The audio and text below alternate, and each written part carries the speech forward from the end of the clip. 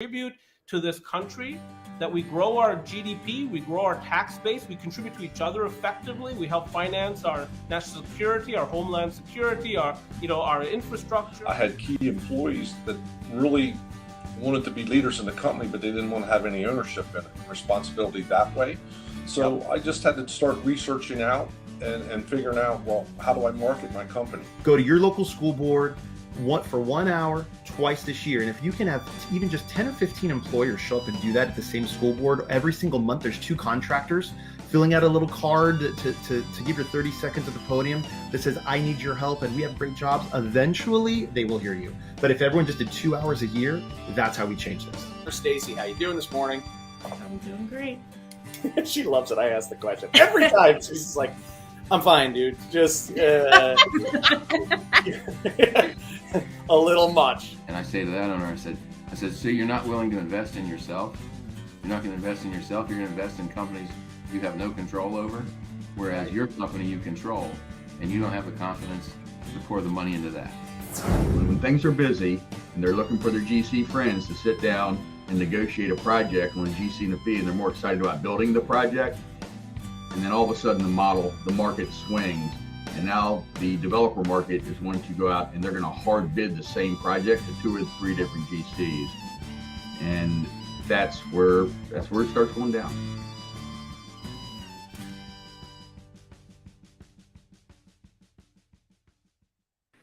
It's morning huddle time. Good morning, everybody. Good morning. Good morning. It's June 14th. We started our day with a thunderstorm. Not a typical start to a morning, but I was like the only one in my house awake for it. Looks like we're in for round 2, as well. So hopefully on this live broadcast we don't have a power outage. Yeah, we'll see. Exciting. So we've got Matt Bolyard here with us this morning. Matt, how are you? I'm well, Chad. How are you? Doing real good. Thank you for being here. So Stacy, how was your weekend? It was good. I took a trip to Philly and saw my parents for a while, and we watched the Keys versus the Thunder game, so it was awesome. Oh, that's awesome. Yeah. That was a minor league baseball. Yeah. Mm-hmm. I have not been out to a Frederick Keys game. It's a blast. It's a blast. Awesome. Good. All right. I'll put that on the list. How about you, Matt? How was your weekend? It was great. My daughter and wife were away for a Girl Scout trip, so it was a boys' weekend, which concluded on Sunday with a Lego festival, which was a lot of fun. So, real good. So just you and your sort of grown-up friends, or yes, They sometimes they act like grown-up friends, but the 2 boys are 7 and 3, so that's awesome. It was great. A Lego fest. That sounds great. Yeah, a lot of fun. I threw my back out on Sunday, which has been exciting. I've been yesterday. I was like holding on to hope. I play hockey in like an old man's hockey league. And yesterday I was holding on to hope that I would be able to play hockey. I didn't tell the team until noon, and I was like, you know what, I can't really walk, so probably hockey's off the table tonight. How'd you do that? I'm not sure. Is the hard? He sneezed. Yeah, exactly. Right. Yeah, I don't. You start to. It happens. Everybody has warned me that it would happen, and it's happening. Where you just start getting older and things are falling apart. So it's a blast. It's a lot of fun. Yeah. Well, good. So I want to introduce Matt Bolyard. Matt is a vice president at Southway Builders. Southway is a Baltimore-based builder. I don't know, if you want to expand on sort of size and type and all that kind of stuff, I'll let you do that, Matt. But they're good friends of mine, and I've known Matt for a long time. What's really cool is that when the reason that Matt's on the show is that I was talking to a developer client of mine that has, projects going on in 14 different states and folks all over the country, and obviously works with lots of general contractors. And I said, hey, I want to do an episode where we're talking to a general contractor that has really figured out how to be a good partner for you guys. Do you have anybody that you'd throw in that category? And he didn't skip a beat. He said, you should really be talking to Southway Builders. I'd recommend talking to Matt Bolyard. And I was like, that's really funny because I know them really well. And I wasn't surprised, but it was validating of a lot of the feelings that I have about Southway and a lot of the feelings that I have about Matt personally. And so there's, I think I'm really interested to have our audience hear how you're approaching things and, as it relates to building effective general contractor ownership partners, owner partnerships, that is, what you're doing that maybe, made our mutual client put you at the top of the list.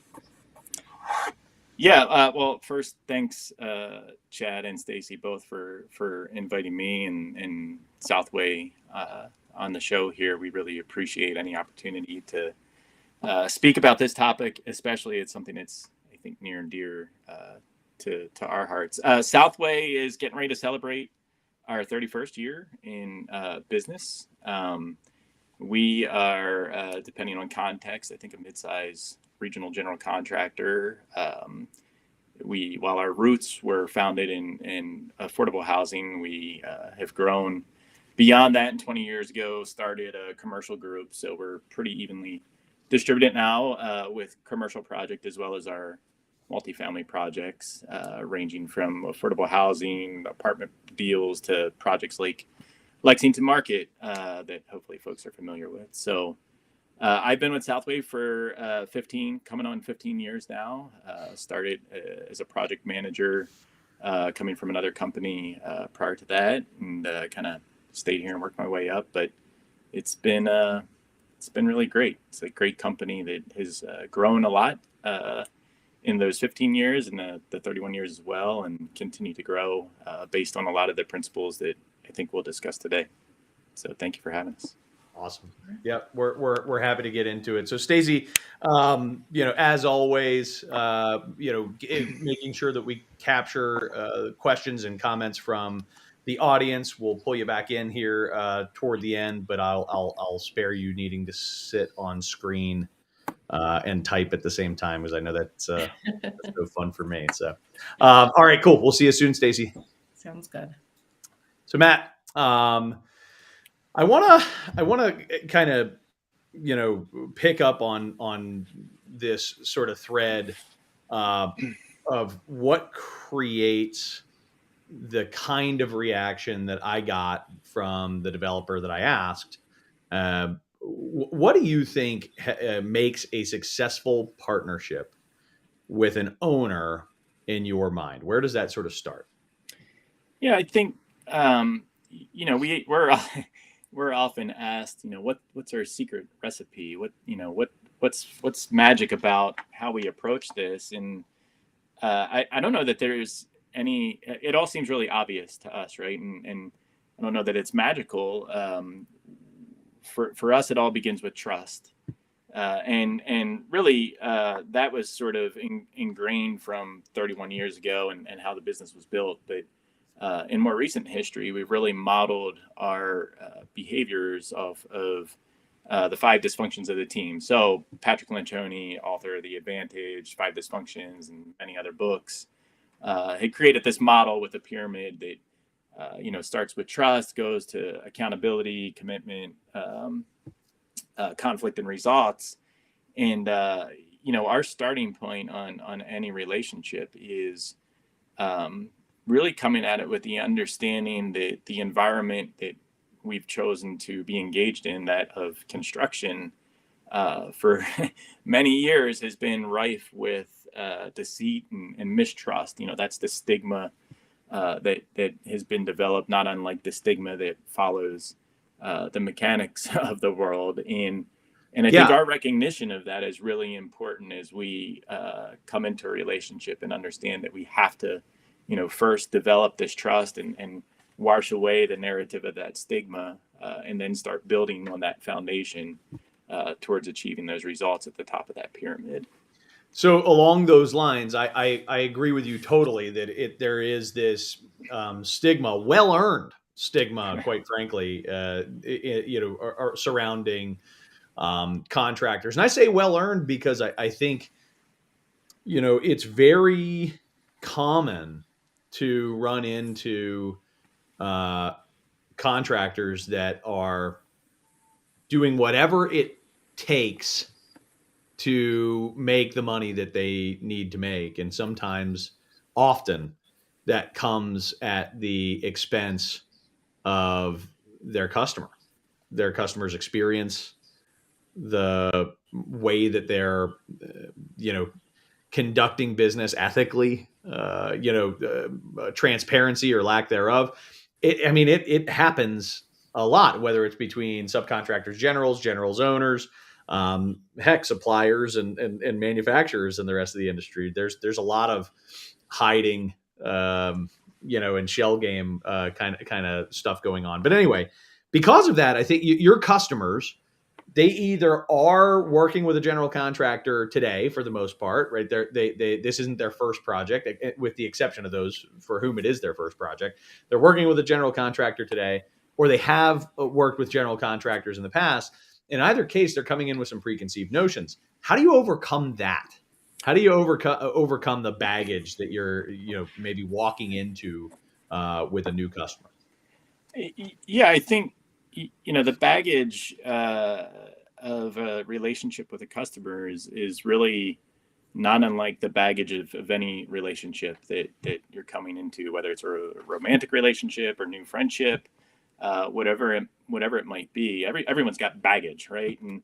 And so there's an added wrinkle, I think, inherent with contracting, where the starting point of most relationships, at least once it gets to a project level, then we start developing a contract where all of the terms are centered around this idea of what happens when things go wrong. And the terms are really baked into this fundamental thing of not trusting the other party. And so you have to insert and create these terms. And so the starting point of any relationship has, baggage plus, at least in the contracting world.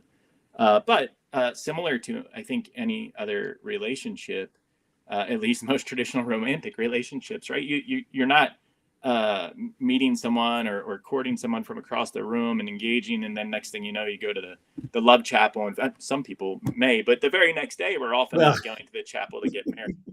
And so over time, over a courtship of dating, we start to unwind, I think, and learn about that baggage and what that baggage effect has been on that individual, or in this case, the customer.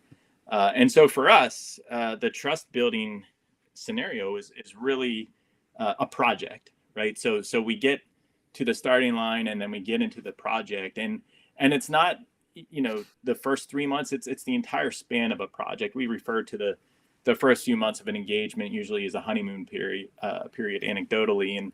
And it's stated that way for a reason, right? Because you're not going through all of the ups and downs of a relationship as you would. And so for us, we really build that trust through demonstration, I think, through the project.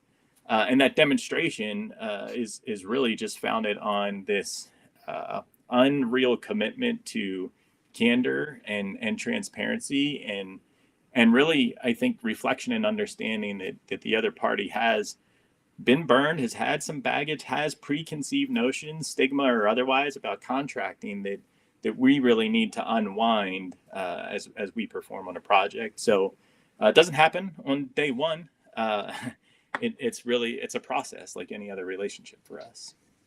I often talk with my partnering clients about this idea that you have to extend trust, and that everybody is sort of waiting for the other person to earn their trust.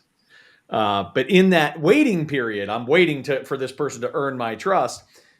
The behaviors that you have tend not to be behaviors that earn the other person's trust. And it's always at least a two-way street, if not a multiple-way street, depending on how many parties are involved. And what you are doing to extend trust initially, I think, how does that translate for a general contractor working with an owner? What are some of the gutsy things that you have to do along the way that are like, this is a new relationship. I sure hope this doesn't come back to hurt us, but here we go. What are some of those extending trust situations that you might, have as an example? Yeah, I think the first thing for us is acknowledging for ourselves that we're going to make mistakes. We're human.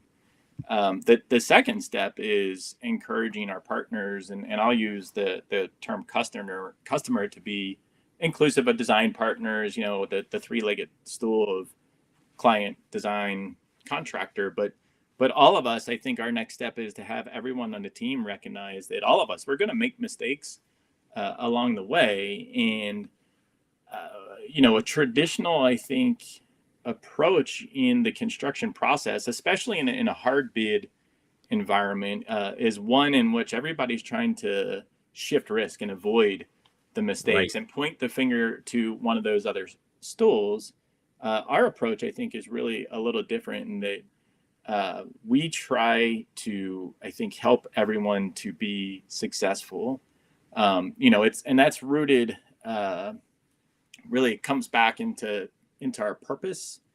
We'll talk maybe a little bit about this later, but our purpose is to serve others, to help them to achieve their maximum potential, and that goes around the board. So we approach a project in a relationship of, look, we're not to use the sort of saying that's come to life here with the pandemic, but we are really all in it together. And so we approach it from a sense of, look, let's lock arms here. Your problems are our problems, but the reciprocal of that is that we want you to be willing to play a role in our problems being your problems, so that we can collectively solve them, instead of pointing to you and saying, well, this is your problem, you need to solve it, on your own. I think the other side of that, and maybe to cite sort of a broad example, is, and comes back to that pyramid, the accountability piece on the pyramid of the 5 dysfunctions is a really hard piece for contractors, but I think for anyone, especially when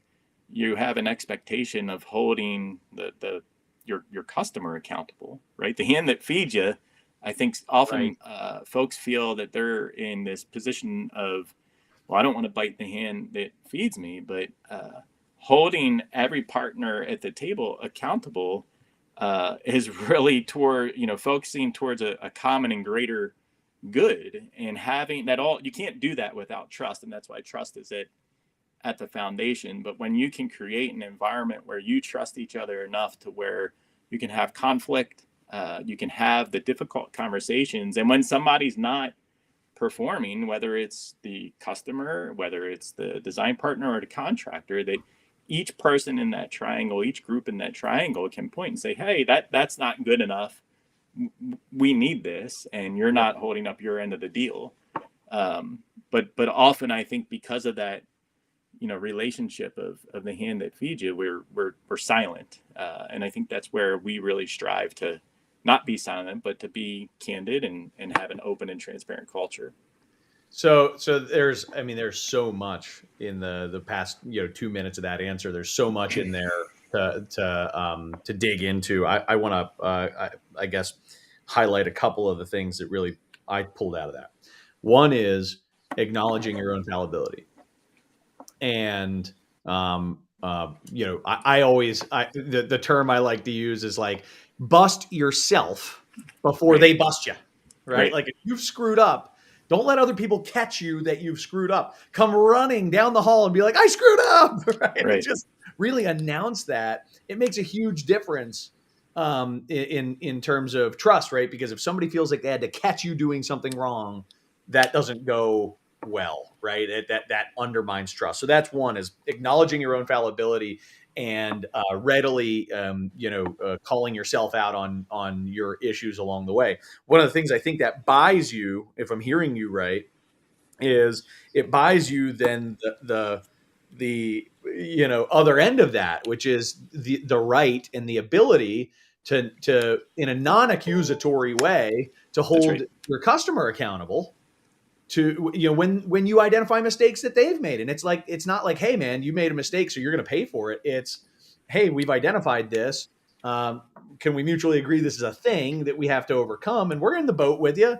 Let's solve it together. But because you called yourself out, it makes it easier for you to sort of call them out. And then one last thing, you use this term candor, and I can't stress enough that I have found when people fail to tell others, shoot each other straight, and say like, hey, like if you bite your tongue and you say, I really don't want to bite the hand that feeds me there, I'm going to hold back, I'm going to not say what I think is the issue going on with this customer. It's subtle, but it erodes your liking of that person over time. And it eventually will make it to where you don't treat them like the partner that you want to treat them, because you don't like them, because they're jerks, because they've screwed you over, right? That's right. But in my opinion, the truth is, it's your fault. You had Right. an opportunity to correct it, right? That's right. So that's the. I mean, I don't know. Is that a summary of some of those themes? Is there anything in there that you would disagree with or expand on? No, I think it's a great summary. I think you hit the nail on the head. You know, while trust is the word at the foundation there, it's really a version of trust. It's vulnerability-based trust. And if we accept the idea of being vulnerable about our own misgivings, our own mistakes, that is the recipe. That's the trust recipe, right? So, but absolutely great summarization. So what are some common sense tools, right? If we're listening to this, we're like, okay, this is thought provoking. We want to create this two-way street for accountability. What are some common sense or real world tools that you might use, or strategies that you might use to create this environment of accountability? Yeah, I think we have a lot. The one that I think I would hone in on here, just continuing with the theme of that project demonstration of trust, is at the conclusion of that project, right? Everybody, I think, gets really caught up in the motions of any one project, but we have a process at the end of every project. It's based on the Army's model for after action reviews, which is a real specific sort of construct where you review your mission objectives, in our case the project objectives, kind of figure out where you landed relative to those outcomes versus the initial desired outcomes. But the meat of that process really comes in two forms. One is reviewing collectively with the customer, again, to be inclusive, the design partners, what our team and project wins, losses, and challenges were.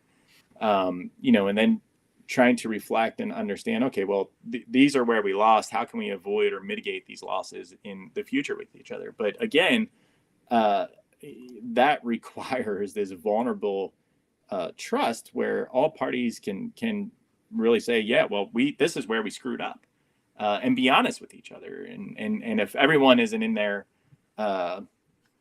with that same level of trust, and the process starts to erode from the start. So it all comes back to that trust. But then going through the wins even and talking about, well, where were we successful and how we can enjoy those same successes going forward. The other part of that we often bolt on is a real 360 feedback. And not all customers are game for this, but we find that the ones who are, it really creates this deep and meaningful relationship that makes us that much more successful in future projects. But literally where we're in a room round robin, and whether it's a project engineer providing feedback to a project manager, or a project manager providing feedback to an architect or the owner, everybody gets to go around the room and start, stop, continue fashion and say, hey, these are the things that maybe we didn't do so well, or we should reconsider on the next job as just leaving it behind, whether it's behaviors or otherwise. These are things that we didn't do on this project that we think, maybe you should start to consider to deploy on the next one. And then, of course, celebrating the wins, talking about these are the things we did well, and let's keep doing these things in the future. But having that 360 feedback loop, especially when we can get our customers involved and in the room with us, the results of that exercise are profound. And it just deepens, again, it really shores up and codifies that vulnerability-based trust. There is so much courage necessary from all parties to pull that off and to regularly conduct that exercise. not just, from the executive team at, Southway, but really from the folks that are in the trenches. I mean, That's right. what a potentially really scary experience. But what you're saying, I think, is so valuable, is that if we do really create that kind of continual feedback loop, willingness to confront the truth, whatever that is, that has, I think you said it, profound impact on trust. So now all of a sudden, we've got, despite whether the project was a home run or whether the project was fine, what we've got is a sense of partnership that's left behind. And one last question on this, and it has to be brief because I know Stacy has questions from the audience that we want to make sure that we get to. But does it ever happen where you determine at the end of that, this is not a good partnership? We haven't had we usually make that determination before engaging, quite honestly. The work that we do usually carries with it a really long gestation period because of the negotiated work that we do. And that gestation period allows us to really have, that's a project in itself where you can. Right. There's all the dating. Yeah. You've had right. an opportunity to date before you decided to go on vacation together. Yeah. 100%. Yeah. Yeah. So anytime that we've recognized that, it's usually been before we've put the ring on the finger, so to speak. So. Yep, that makes sense. So it's kind of like, hey, if we've done a project together, we had enough positive signals that you were going to be a good partner. That's right. Yeah, that's cool. Stacy, what do we got from the group? Yeah, so IKC said, how does Matt protect his subcontractors when working with an owner has yet to earn his trust? Yeah, so I think our 5 dysfunction, it's a great question, by the way. The 360 nature of everything that we describe, including our sort of dysfunction pyramid, is not unique to any one direction, be that upward direction to customer, sideways direction peer-to-peer, or in direction to our trade partners. We have a similar function with our trade partners. The foundation of trust has to exist with the subs as well, right? And if we can't create that platform of trust with them, then it's no different relative to the relationship that we're trying to build with our customers. So I think the easy answer to that question would be that, to Chad's earlier point, our goal is to not really enter into a scenario where we don't think there's an opportunity to build that trust. So in the case of the question, our hope is that our subcontractors are partnering with us to be part of that trust demonstration throughout the project. And so we're doing it together. Yeah, I think it's a really, really good question coming from Ike. I can only imagine the scenarios that you run into where there's the practical financial aspect of what you need to accomplish on a project, and then the partnership aspect of what you need to balance with a subcontractor. I don't envy the position, but I do in general around the market hear very positive things about what you've been able to do there. What else do we have, Stacey? We have a comment from Mark that says the traditional reward system for project leadership team members focuses on protecting the bottom line, which turns into kill or be killed in pursuit of profits. Making a paradigm shift in evaluating project success is critical to moving our industry forward and beyond our big dysfunction. Just wanted to know, I guess we were talking about the guiding philosophy behind choosing to run your business this way, and kind of the things that you already talked about, but if you wanted to comment on the kill or be killed. Yeah. No, it's Mark's spot on. I always thought that Mark and I had a subliminal connection. Now he just confirmed it, because that's a great tee-up question. I hope Mark as well, by the way. We haven't talked for a while, but so our guiding philosophy is really simple, and it ties back to our purpose. And it's really, if you look at Simon Sinek and the Golden Circle, it's our why. And our why is to help others to achieve their maximum potential. And it really starts with this position of service, which is really different, I think, for most general contractors, and is probably more aligned with, a nonprofit to that regard, where our focus is how we can have everyone, whether it's subcontractors, architects, clients, everyone being this idea of we're all working towards something greater, right, to achieve our collective maximum potential. And so, to Mark's point, our teams are not our assessment and our metrics that we have. Profit is pretty low on that list, right? At the end of the day, if we have an incredibly profitable project, but the owner's upset, the project looks like crap, all those things, that's not building trust, that's not earning work. And by doing that, it's not going to allow us to have that greater impact to allow others to achieve that maximum potential. So for us, it always comes back to that center and to that why.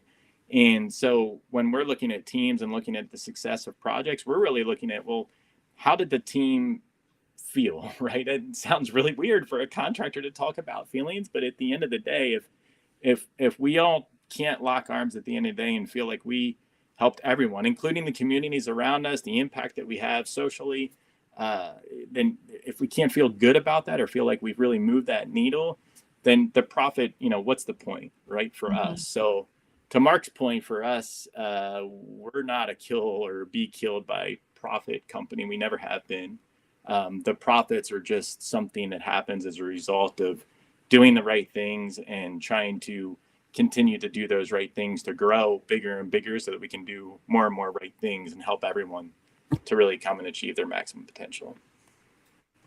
Specifically, when Matt and I were getting ready for this interview, one of the funny things that, stuck with me was this idea that, if a project manager did the wrong thing, right, culturally, but made the company $100,000, that would be considered a failure, right? Yeah. That would be considered a problem. I get the sense that that's, those are conversations you really had before. It is. In fact, it can be a little bit of a culture shock for folks that come from other companies, because that is not consistent with most commercial general contractors.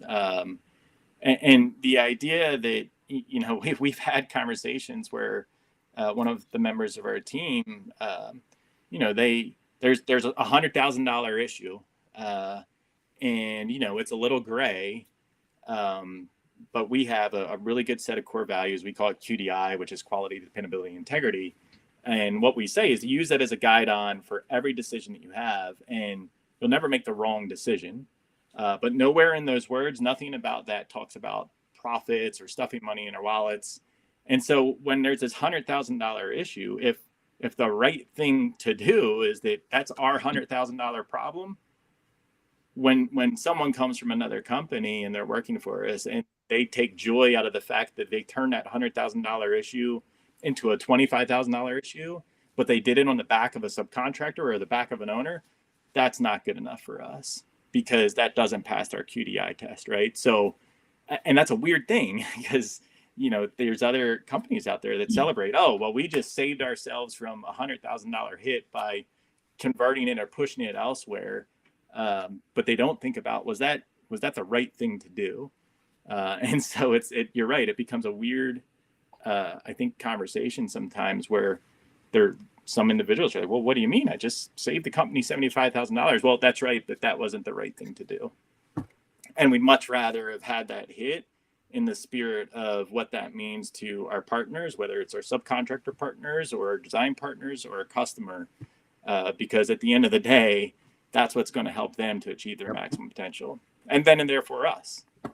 Yeah, and it's funny because that $75,000 that you left on the table, I know it's not why you're doing it. You're doing it for your core values reasons, right? I know that, which I think is why it works so damn well.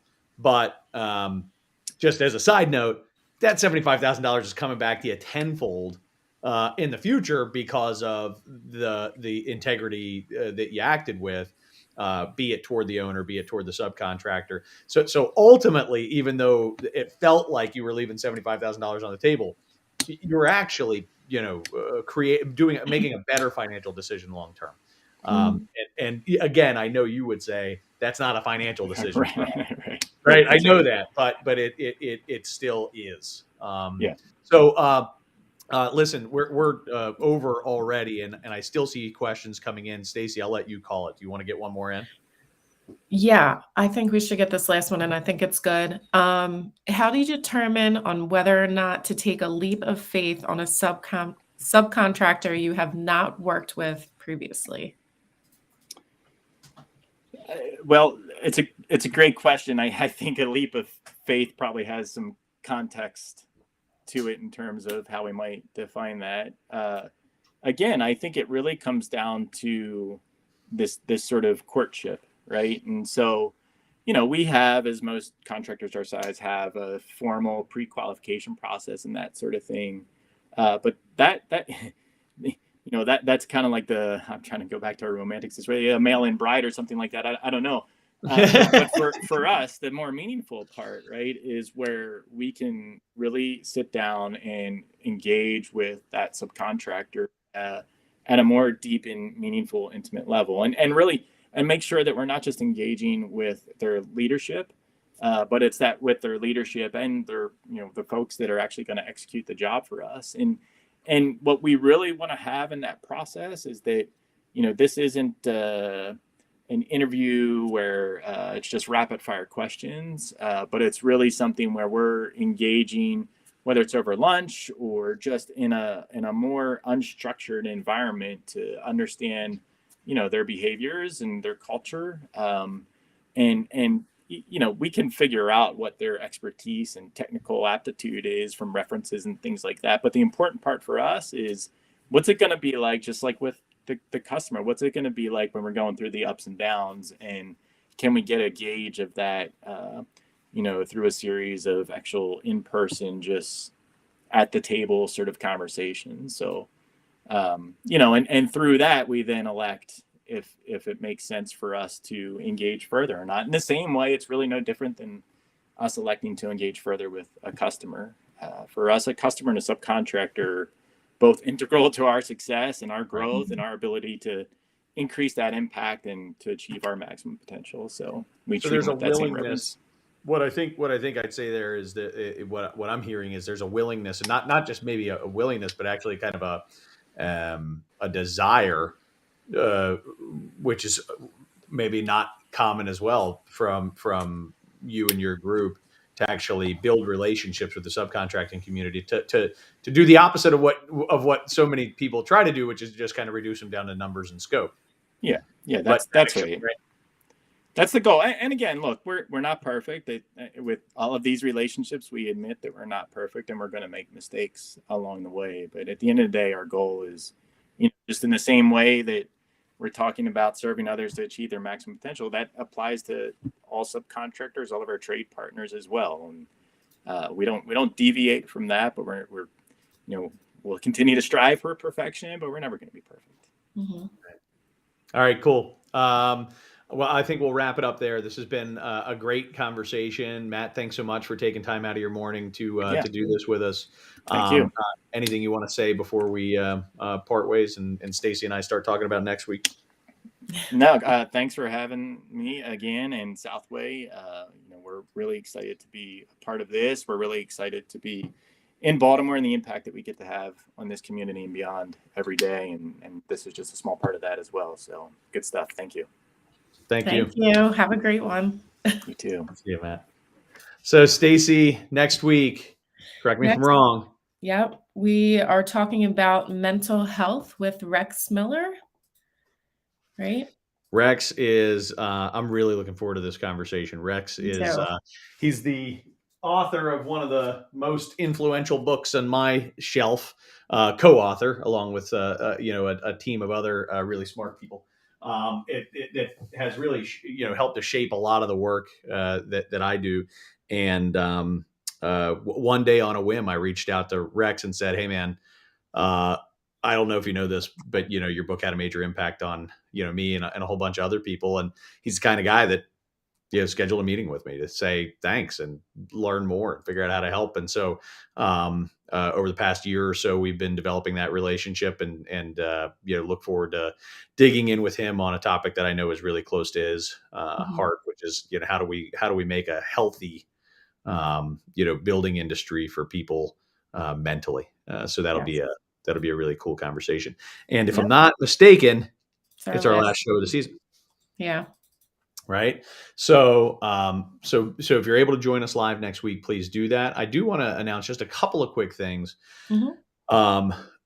Officially, as of this morning, I can't believe it's taken us this long, or taken me this long to do this. This is not on Stacy. But we're up on Apple Podcasts. So we're on Spotify, we're on Apple, we're on YouTube. I every time I'm out at an event somewhere, somebody will come across, be like, man, where do I find these things? So we're going to do a better job of you putting that out in writing and sharing links and things like that. And then of course, as we always say, make sure that if you want to be informed on what we're doing at the Morning Huddle, all you have to do is just email Stacy. She'll get you on a weekly distribution list. And then, lastly, as we prepare ourselves for season 3, which is going to get going this fall, if you or someone has an important story to tell about creating positive change in the building industry, reach out to Stacy or I. We'd love to dig into that. Again, I think we're looking for 4 more guests in season 3 at this point. So we're very interested in anybody that you'd have in mind, including yourself. Or if there's a certain topic that we haven't talked about in season 1 or 2, we're trying to, keep the topics very fluent and diverse. Please reach out to us. Me and Chad are pretty well connected, so I think we could find someone to hit, one of those targets. Stacy's pretty well connected. God, Chad. I stay just to myself. All right. Thank you so much, Stacy, for all you do. And thank you to the audience. Appreciate you being here live. And if you're catching us on a recording, keep doing that too. It's all good. Have a great day.